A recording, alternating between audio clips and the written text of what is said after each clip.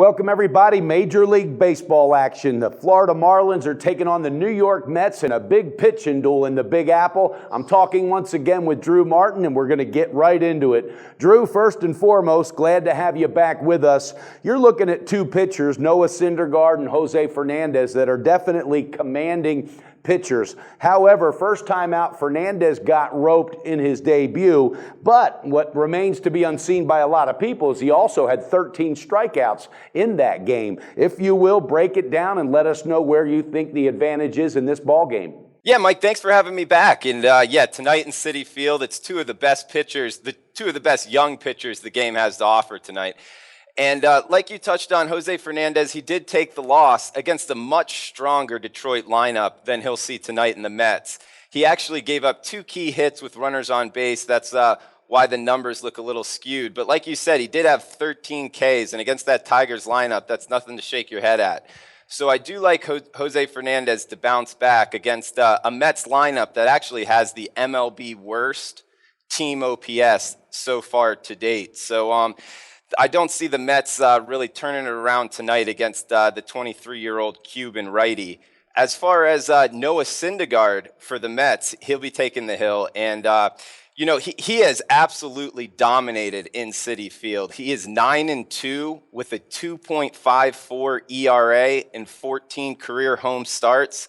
So he really feels comfortable there. And the Mets' hard hit rate is actually the lowest in the NL to this point in the season. So I see both of these starters tonight really taking control of the opposing lineup.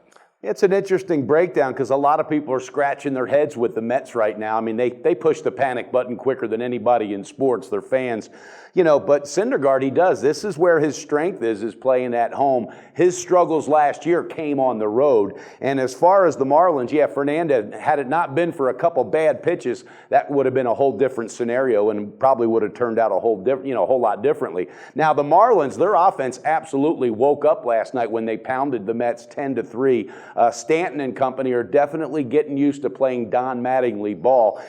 Because they exploded last night, does that kind of warn you off of this a little bit? It is something to take into account.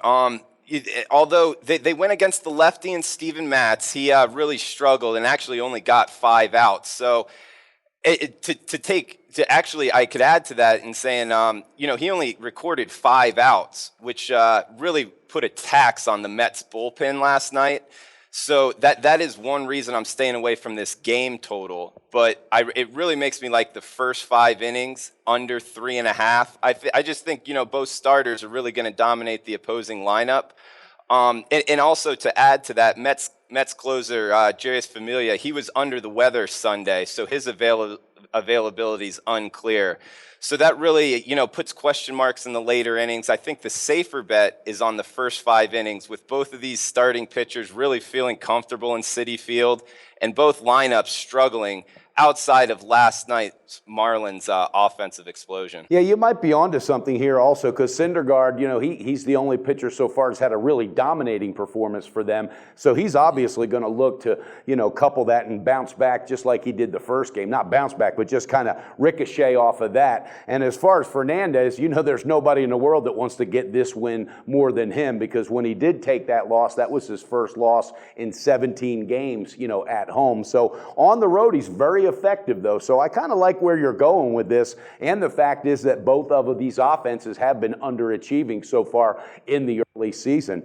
Okay, viewers, you heard it. Drew Martin, he likes the under, which is set at 3.5 runs. You can get it. It's minus 145 on the money line, and that's available at UWager. Yeah, the lowest I saw right now on the SBR odds page is minus 145, under 3.5 at UWager. Okay, and obviously that says the bookies, they're thinking the same thing that you are on this play. And good luck tonight, Drew. I hope that it just goes scoreless in the first 5, and I look forward to talking to you again real soon, my friend. All right, Mike, thanks for having me on. Talk to you soon.